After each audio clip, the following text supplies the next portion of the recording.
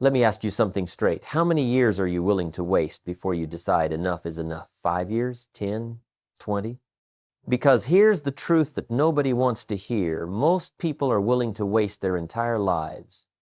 They'll spend 40 years working at something they don't care about, complaining about circumstances they could have changed, and then wonder why life didn't turn out the way they hoped. But not you. Not anymore. Not after today. See, there's a difference between drifting through life and designing your life. And the cost of drift is absolutely enormous. I'm talking about dreams that die quietly, potential that evaporates, and years that slip away while you're busy making excuses. The sad part is, it doesn't have to be that way. It really doesn't. But it takes a decision, not tomorrow's decision, not next Monday's resolution, today's decision. I was 25 years old, broke, with nothing to show for 6 years of hard work, 25. And I had pennies in my pocket, promises I couldn't keep to my family, and a future that looked exactly like my past. That's when I had to face the most difficult question a person can face. Is this really it? Is this all there is? And more importantly, if I don't change something, where will I be at 35? At 45? At 65? That question haunted me. It should haunt you too if you're not where you want to be. Because time doesn't care about your excuses. Time doesn't wait for you to get inspired. Time just moves, with or without you. Now here's what I learned that changed everything. Success isn't something you pursue. Success is something you attract by the person you become. Read that again. You don't chase success down the street like it's a bus you missed. You become the kind of person who naturally attracts the opportunities, the relationships, the income, and the lifestyle you're after. And that transformation, that becoming, that's what we're going to talk about over these next 5 months. 5 months. That's all I'm asking. Not 5 years. Not a lifetime commitment. Just 5 focused, intentional, disciplined months. And I promise you this, if you do what I'm about to share with you, 5 months from now, you won't recognize your life. You won't recognize your bank account. You won't recognize your confidence. You won't even recognize yourself in the mirror. But here's the catch, and there's always a catch. You've got to start with the truth. Not the truth you tell other people, not the truth that makes you look good at parties. The brutal, uncomfortable, wake you up at night truth about where you actually are right now. Most people lie to themselves. They say they're doing fine when they're drowning. They say they're working hard when they're working confused. They say they don't have time when what they really mean is they don't have priorities. And that's month one's entire job, getting honest about what's really going on. So here's your first assignment, and it starts this weekend. I want you to take a Saturday or Sunday, just one day, and I want you to get alone. No distractions, no phone, no television, no people telling you what you want to hear. Just you, a notebook, and some serious questions. Ask yourself, where am I really? Not where I wish I was. Not where I pretend to be. Where am I actually standing right now in my finances, my health, my relationships, my skills, my income? Write it down, all of it. The good, the bad, and the ugly. Because you can't change what you won't acknowledge. You can't fix what you won't face. And you can't grow from where you think you are. You can only grow from where you actually are. Then ask the second question, where do I want to be? Not in 20 years. Not in some fantasy future where everything magically works out. Where do I want to be in 5 months? What would be different? What would I have learned? What would I have earned? Who would I have become? Be specific. Don't give me vague wishes like I want to be successful or I want to be happy. That's not a plan. That's a greeting card. I want numbers. I want skills. I want characteristics. If you can't measure it, you can't achieve it. Here's what happened to me. I met a man who asked me a question that seemed simple but shook me to my core. He said, how much money have you saved in the last 6 years? And I said, nothing. And he said, then I have to tell you you're in trouble. Not said with meanness, said with truth. And that truth was the beginning of everything changing. That weekend of honest assessment is where your 5 months begin. Not with motivation, not with inspiration, with truth. Because everything we build from here has to be built on a foundation of reality, not fantasy. Now, once you know where you are and where you want to be, you need to understand something fundamental about how success actually works. It works on philosophy. It works on how you think, and most people have it completely backwards. They think success is about finding the right job, the right opportunity, the right break. No, success is about becoming the right person. When you change, everything changes around you. When you get better, everything gets better. When you grow, your circumstances grow. It's not the other way around. So month one is about changing your philosophy. It's about changing how you see the world, how you see yourself, and how you see possibility. And the only way to change your philosophy is to feed your mind differently than you've been feeding it. Here's what I want you to do starting day one of month one. 30 minutes a day. That's it. 30 minutes of reading something that makes you think, that challenges your current understanding, that introduces you to ideas bigger than your current problems. Not the news, not social media, not gossip or entertainment, books, articles, wisdom from people who've gone where you want to go. 30 minutes seems so small. That's the point. You can't fail at 30 minutes. You can't say you don't have 30 minutes. Everyone has 30 minutes. They just choose to spend it on things that don't matter. Spend it on things that do. And here's what happens. In 1 week, that's 3.5 hours of feeding your mind. In 1 month, that's 15 hours. In 5 months, that's 75 hours of new thinking, new ideas, new perspectives. You will not be the same person. You can't be. It's impossible to consume that much wisdom and remain unchanged. Start building your personal library, not a fancy one, not an expensive one, just a real one. 5 books to start. Books on success, on economics, on communication, on leadership, on personal development. Read them slowly, take notes, underline, argue with the author in the margins, make them yours. And while you're reading, start keeping a journal. Nothing fancy, just write. Write about what you're learning, write about what you're thinking. Write about what you're noticing in yourself and in the world around you. Because here's what happens when you write. You clarify, you process, you make the invisible visible. You take the foggy thoughts bouncing around in your head and you pin them down on paper where you can examine them, challenge them, improve them. The journal becomes your laboratory. It's where you experiment with new ideas before you test them in the real world. It's where you track what's working and what's not. It's where you have honest conversations with yourself about your progress, your setbacks, your breakthroughs. By the end of month one, you should have 3 things: a brutally honest assessment of where you are, 30 days of feeding your mind, 30 minutes a day, and a journal full of insights about what you're learning and how you're changing. That's the foundation. That's where everything else gets built. Because you can't build a successful life on a weak foundation. You can't build wealth on poverty thinking. You can't build influence on self-doubt. You can't build a future on yesterday's philosophy. Month one isn't about making money yet. It's not about big external changes yet. It's about the internal shift that makes everything else possible. It's about becoming someone different, someone better, someone ready for what's coming in months 2, 3, 4, and 5. The question is, are you willing to do it? Are you willing to get honest? Are you willing to read when you're tired? Are you willing to write when it's easier to watch television? Are you willing to think when it's more comfortable to just drift? Because here's what I've learned in all my years.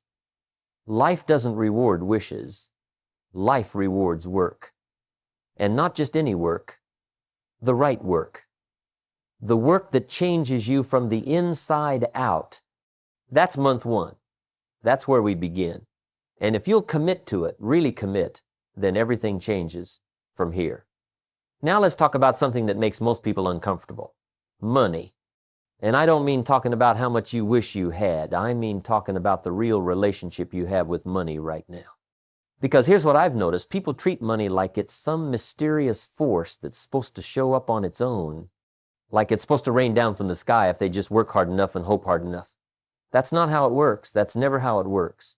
Month 2 is where we fix your economic foundation. And I'm telling you, if you don't get this right, nothing else matters. You can have all the positive thinking in the world, all the motivation, all the dreams, but if your finances are a mess, you're building a house on sand, eventually everything comes crashing down. Let me share something with you that changed my entire life. It's what I call the philosophy of pennies and dollars. Most people look at pennies and think they don't matter. They leave them on the counter. They throw them away. They act like pennies are beneath them. But here's what I learned. How you do anything is how you do everything. If you can't respect a penny, you won't respect a dollar. If you can't manage a little, you won't manage a lot. The person who says, I'll start saving when I make more money, that person is lying to themselves. They won't. Because they haven't developed the discipline with what they have now. You don't suddenly become disciplined when you get more money. You become disciplined first, and then more money comes. That's the order. That's always the order. So here's what we're going to do in month 2. We're going to establish what I call the 70/30 rule. And this is non-negotiable. This is the difference between financial disaster and financial freedom. 70% of everything you earn, you live on. 30% you divide into 3 accounts, 10% for giving, 10% for investing, and 10% for saving. Now, I already hear the excuses. I can't live on 70%. My bills are too high. My expenses are too much. All right, then your lifestyle is too expensive for your income. That's not a money problem. That's a discipline problem. That's a priority problem. And it needs to be fixed now, not later. The first 10%, the giving that's about gratitude, that's about recognizing that you didn't get here alone.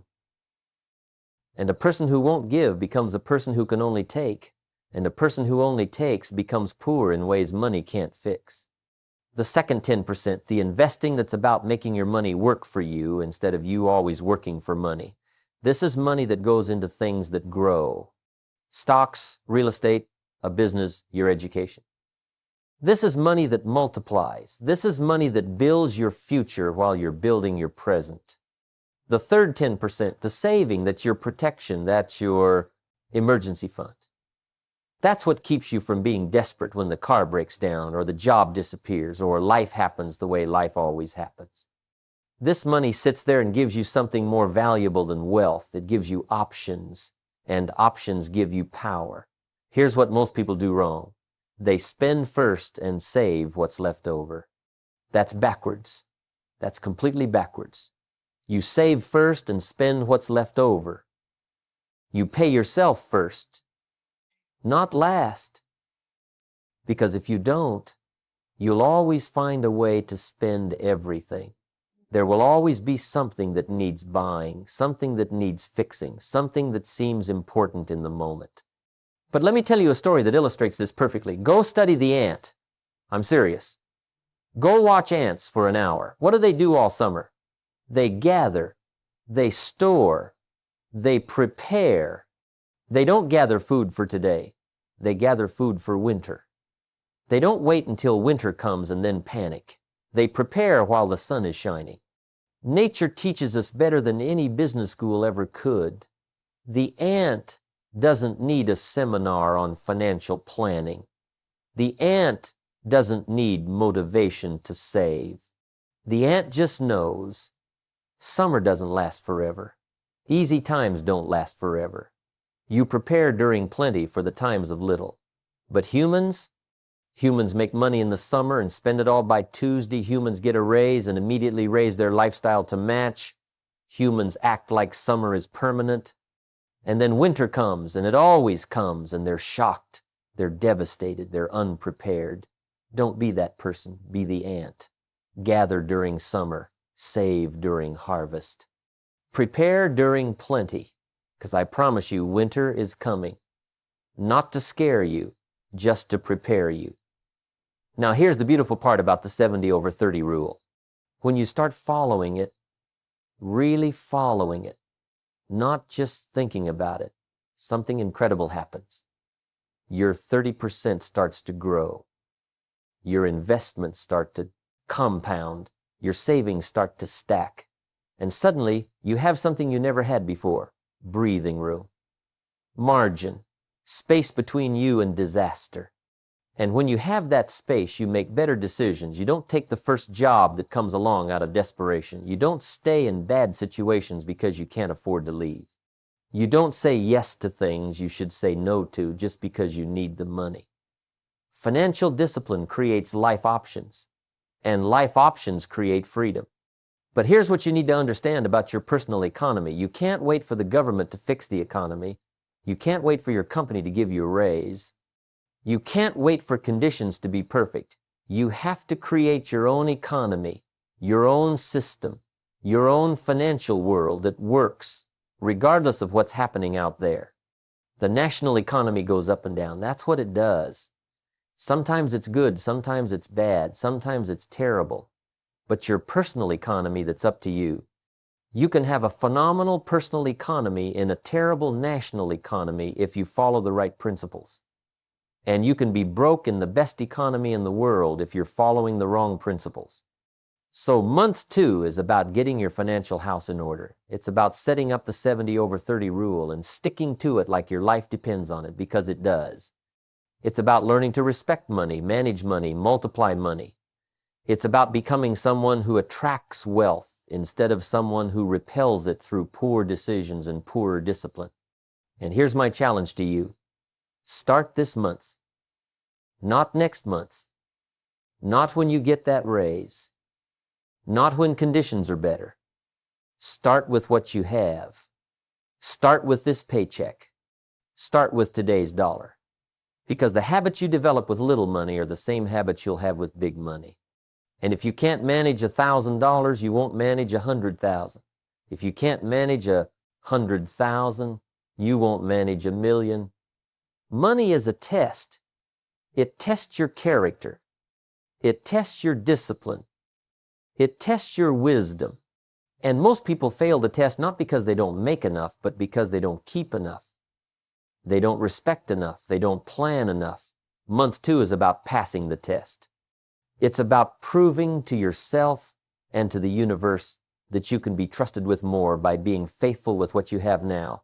Do this right, and everything changes. Do this wrong, and nothing else we talk about matters. It's that simple. It's that serious. It's that important. Let me tell you something that's going to challenge everything you think about work. You don't get paid for the hour. You don't get paid for the day. You get paid for the value you bring to the hour, the value you bring to the day. And that's where most people get it completely wrong. They think if they just show up and put in the time, they deserve more money. That's not how the marketplace works. That's not how life works.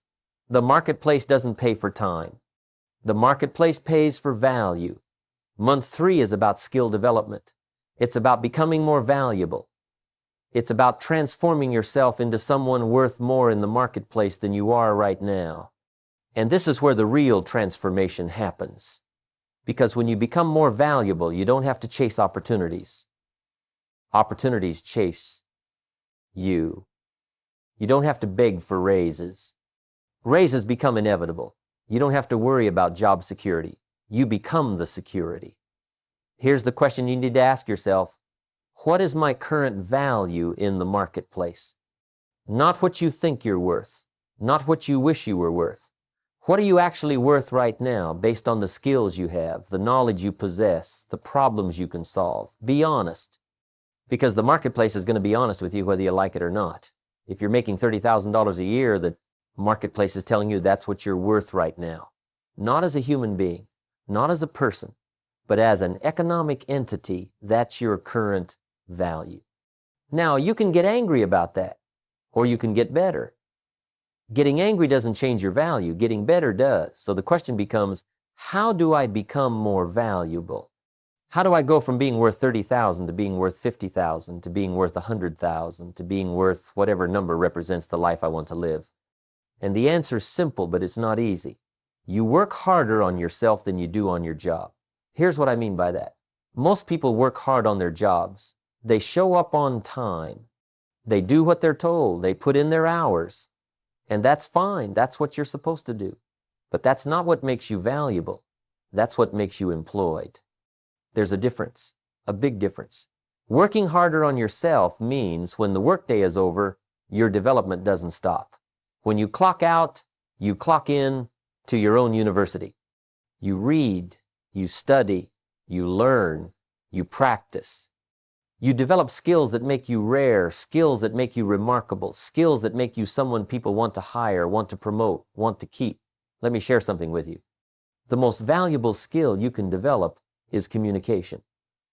Not computer skills, not technical skills.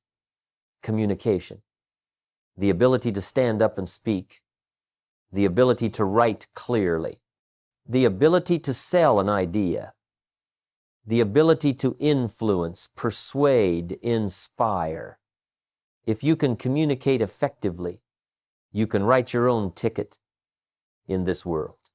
If you can't, you're at the mercy of people who can. And here's the good news. Communication is a learnable skill. You're not born with it. You develop it. You practice it. You get better at it over time. So if you can't speak well now, so what? Start practicing. Join a speaking group. Record yourself. Watch yourself. Critique yourself. Get better. Because every improvement in your communication skill is worth thousands of dollars in the marketplace. But it's not just communication. It's problem solving. It's creativity. It's leadership. It's the ability to see what needs to be done and do it without being told. It's the ability to take responsibility instead of making excuses. It's the ability to finish what you start. It's the ability to do excellent work when good work would be acceptable. These skills, these rare, valuable skills, they don't develop by accident. They develop by intention. They develop because you decide you're going to spend the next 5 years becoming someone worth knowing, worth listening to, worth hiring, worth promoting.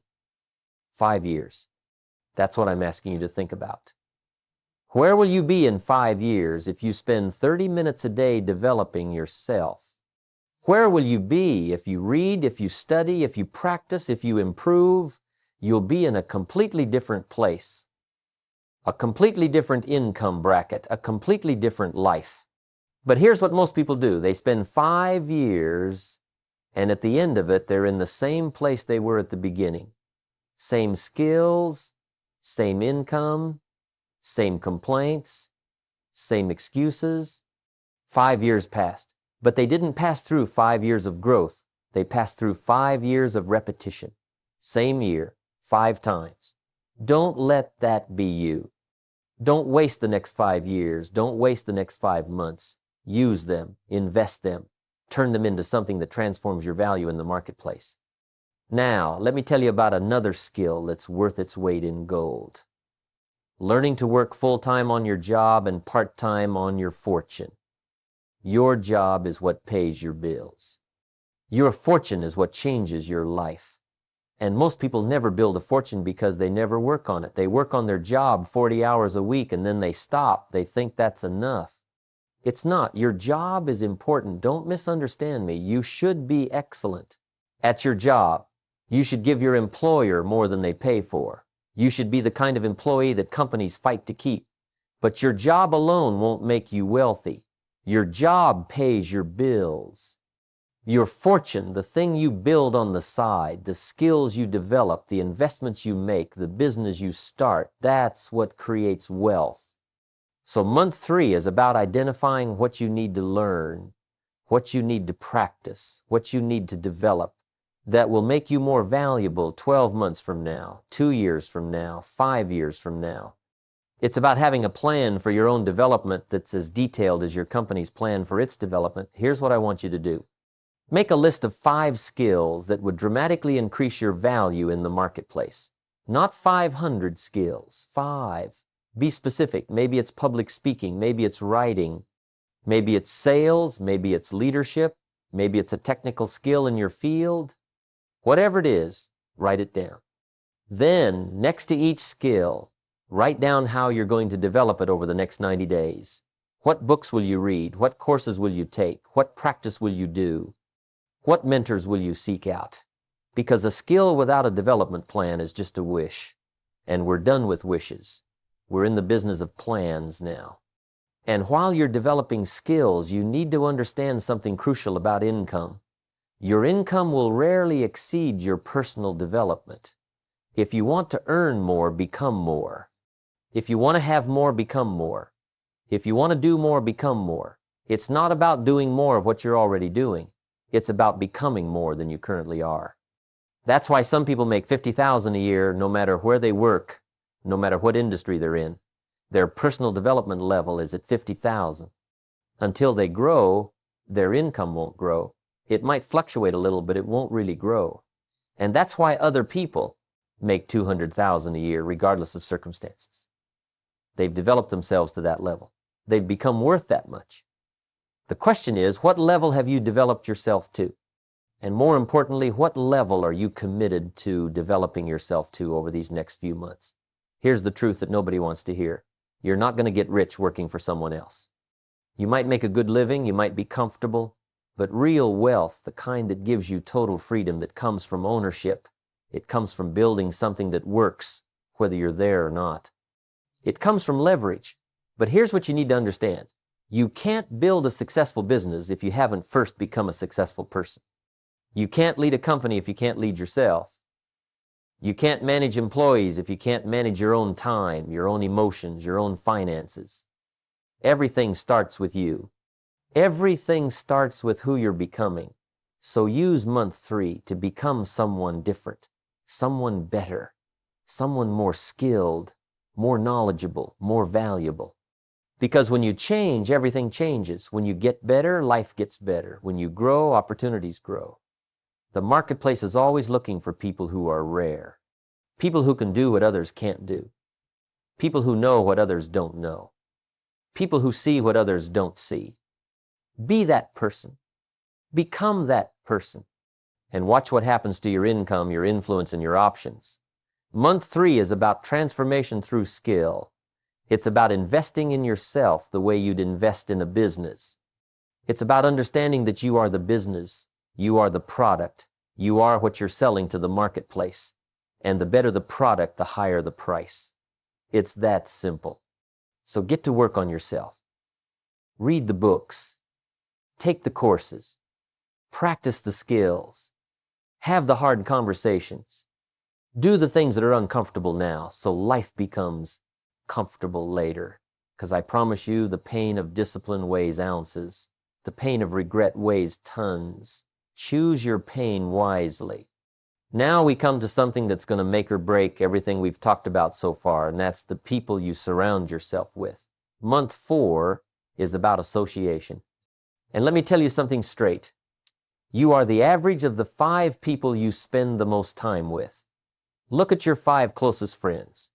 Look at their income. Look at their health. Look at their attitudes. Look at their dreams. That's your future if you don't make some changes. This is the hardest conversation we're going to have because it requires you to make decisions that might hurt some feelings. It requires you to be protective of your time and selective about your associations. And some people are going to call that being mean. Some people are going to say you've changed. And you know what? They're right. You have changed. You are supposed to change. That's the whole point. Here's what you need to understand. Successful people aren't mean. They're protective. They guard their time like it's gold because it is gold. They guard their energy because they know that negative people drain it. They guard their vision because they know that small-minded people will kill it if they get the chance. So you've got to make a decision. Who stays and who goes? Who gets unlimited access to you and who gets limited access? And I'm not saying you abandon people who are struggling. I'm not saying you turn your back on old friends. I'm saying you limit how much of your valuable time you give to people who are pulling you down instead of lifting you up. There are 2 types of associations: limited and expanded. Limited associations are people you love, people you care about, but people who aren't going where you're going. You limit the time. You stay kind. You stay connected. But you don't let them influence your decisions anymore. You don't let them talk you out of your dreams. You don't let their fears become your limitations. Expanded associations are people who challenge you, inspire you, push you to become better. These are the people you want to spend more time with. These are the mentors, the achievers, the people who are already living the life you want to live. Find these people, study these people, learn from these people. And here's something crucial. If you want to attract successful people into your life, you've got to become interesting.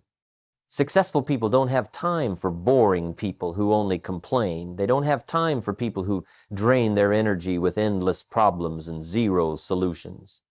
They want to be around people who are growing, learning, doing something with their lives. So become that person. Become someone worth knowing. Read interesting books. Have interesting conversations.